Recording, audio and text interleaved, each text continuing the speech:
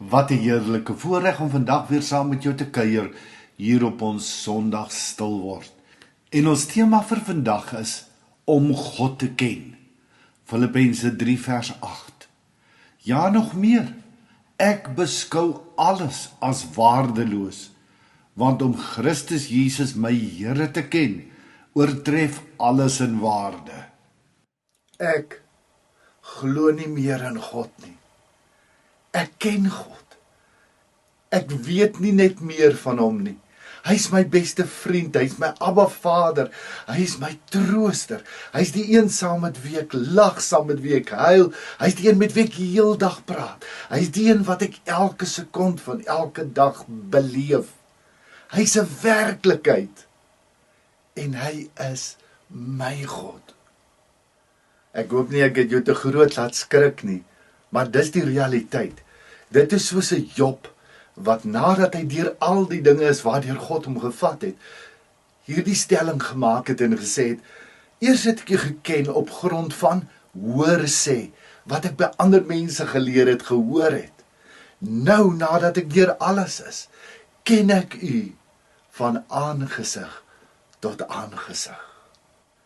Een van die gevaarlikste dinge wat ons as mens kan doen, is om 'n is-gelykant te plaas tussen weet van, glo en ken, want dit is nie dieselfde ding nie. Die een is daardoor ver, ek weet van, ek glo in. Die ander een is 'n persoonlike verhouding. Iemand wat 'n baie groot impak in my lewe gehad het, is Louis Malherbe, en hy het altyd gesê, die verskil tussen hemel en hel is 30 centimeter. Die afstand tussen jou kop en jou hart. Nou vir baie jare lank het ek ook, soos Amanda Strydom sing, 'n kamer in my kop gehad. Man, vol boekerakke. Dit was net boeke en boeke en boeke. Alles wat ek geleer het, geglo het ten opsigte van God, van die lewe en alles was in hierdie studeerkamer gestoor. Alles wat ek by pappa en mamma gehoor het, alles wat ek op skool geleer het, alles wat ek op universiteit geleer het, alles wat ek in die kweekskool geleer het, alles wat ek deur ervaring geleer het, alles was in my kop gestoor.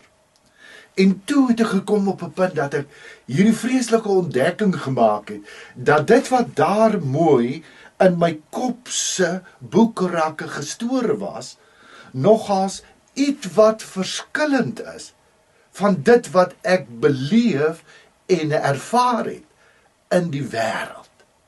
Die oomblik toe die lewe met my begin gebeur het, en die treine so oor my rangeer het, dat ek so wyd versprei in saal 5, 6 en 7 lê. En ek begin soek na antwoorde op hierdie vrae wat 'n mens vra in die noute tye, wat jy nie in goeie tye vra nie.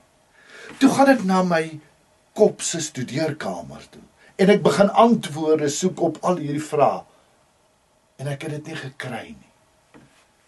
En ewe skielik het ek besef, maar al hierdie antwoorde wat ek so maklik uitgedeel het vir mense wat in die noutes was glad nie relevant nie.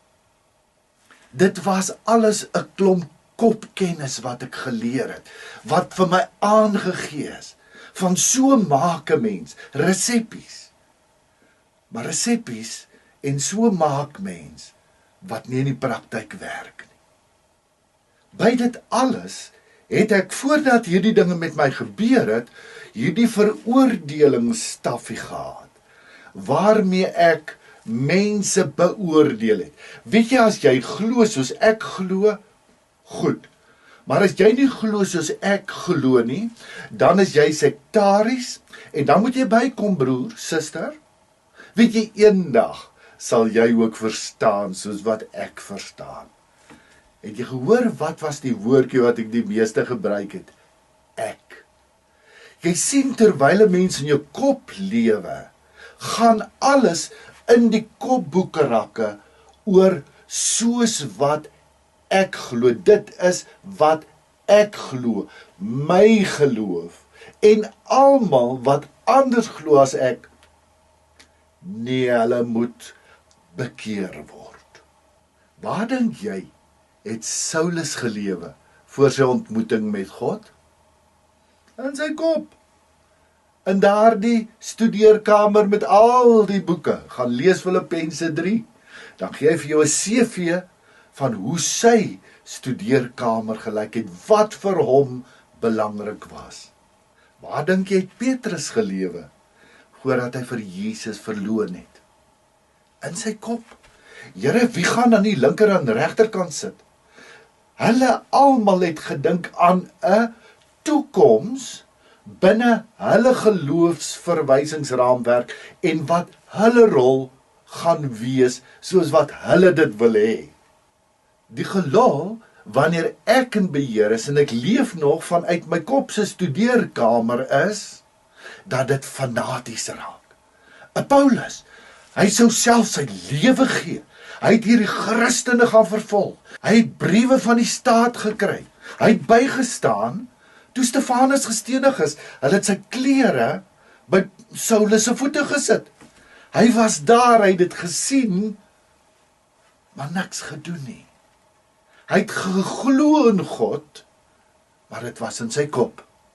Selfs 'n Petrus, nadat hy vir Jesus verloon het, Jesus hom nader getrek het, Jesus opgevaar het, sit op sy dakstoep, en hy word net stil by God, en hy sien hierdie laken vol onrein diere, en God sê vir hom, slag en eet Petrus. En Petrus sê, nee Here, ek kan nie, ek is 'n Jood, ek eet nie onrein diere nie.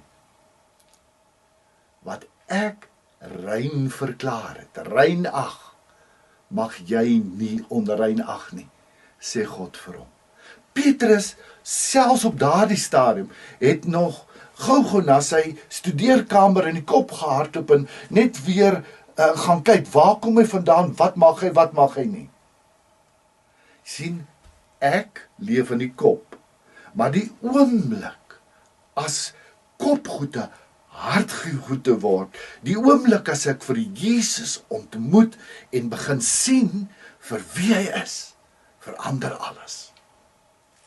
Die groot draai in my lewe het ek met jou al gedeel, is daardie dag, toe hierdie gedagte in my kop opgekom het. Hoekom het jy my lief? Hoekom dien jy my? Op grond van dit wat ek vir jou moet doen, wat ek vir jou kan doen, of het jy my lief en dien jy my vir wie ek is? Jy sien die oomblik, as ons vergeet van alles wat die ek wil hê, en wat die ek glo, en ons kom in nederigheid na God toe en sê, Here, ek wil U ken, net vir wie U is, en U ontdek vir wie U is. En die oomblik as dit gebeur, dan gee hy alles wat ons nodig het.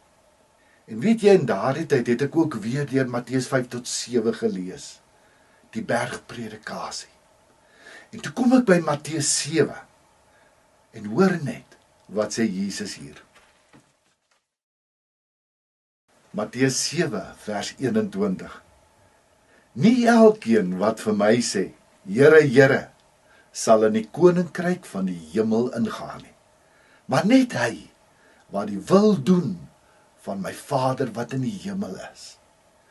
Baie sal daardie dag vir my sê, Here, Here, het ons dan nie in U naam gepreek nie, deur U naam bose geeste uitgedryf, en deur U naam baie wonders gedoen nie. Dan sal ek openlik vir hulle sê, ek het julle nooit geken nie. Gaan weg van my af, julle wat die wet van God oortree. 1 Korintiërs 13, jy kan alles hê. Jy kan die wonderlikste dogma hê, jy kan al die kennis hê, jy kan al die gawes hê, jy kan alles hê wat mense sê jy moet hê. Maar as jy nie die liefde het nie, het jy niks. So die ding wat ek en jy mooi moet verstaan, na aanleiding van hierdie gedeeltes, dit gaan nie oor al die dinge wat ons in die naam van Jesus, wat ons vir God doen nie. God het jou en my nie nodig nie. Hy kan alles self doen. Hy sê, hy kan selfs laat die klippe dit uitroep.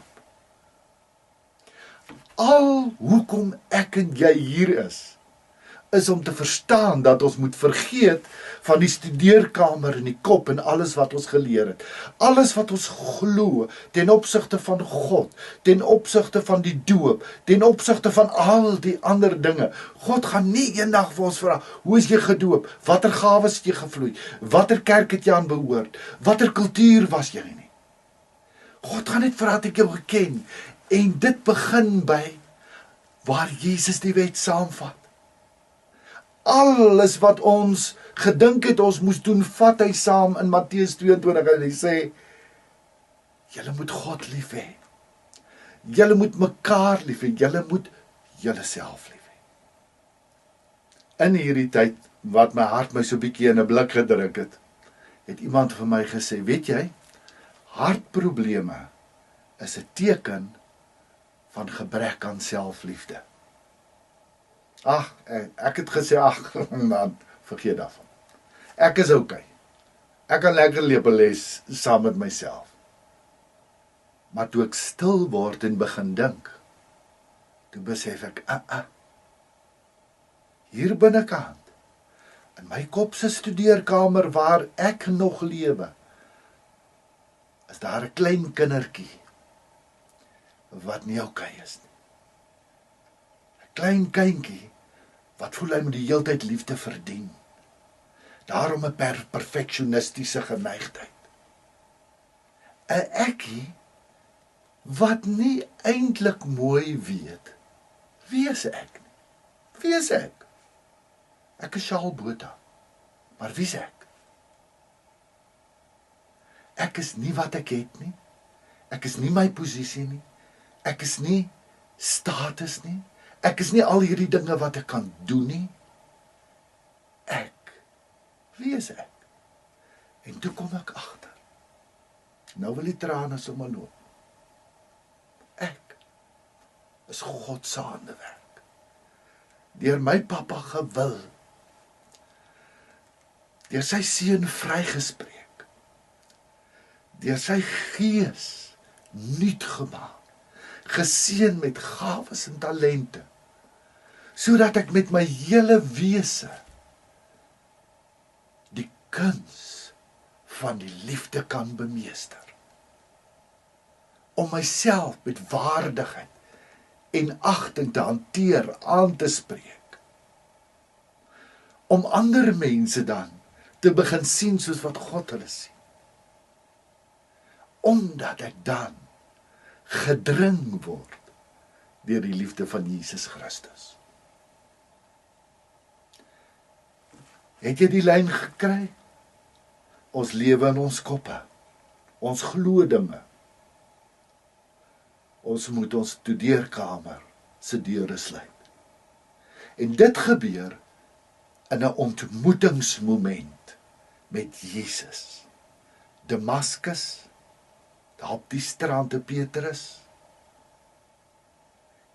En die oomblik as Jesus 'n volle werklikheid vir my word, sak die kennis af hart, begin ek dit leef, begin ek dit doen, word God vir my nie meer iemand in wie ek glo nie, maar iemand wat ek ken, beleef 'n volle werklikheid. Die Here seën vir jou. Ons kuier volgende Sondag weer saam. Amen.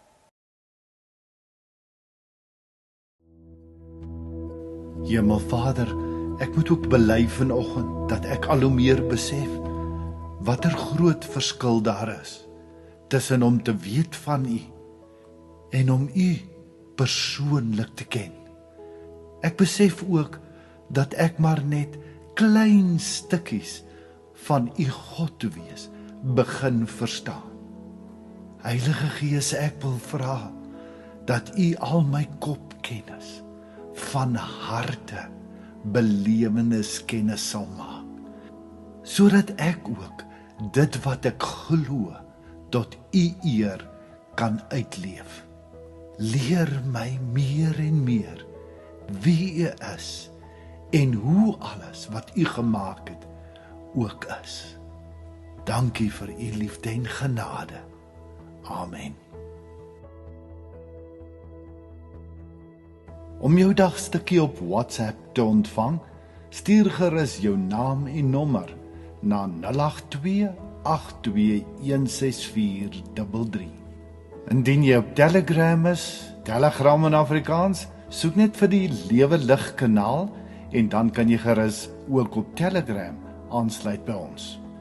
Jy is natuurlik ook baie welkom om ons YouTube kanaal te besoek. Gaan doen net 'n soek onder Shaal Botha Lewe Lig. Liefde en groot groete in Christus. Shaal Botha.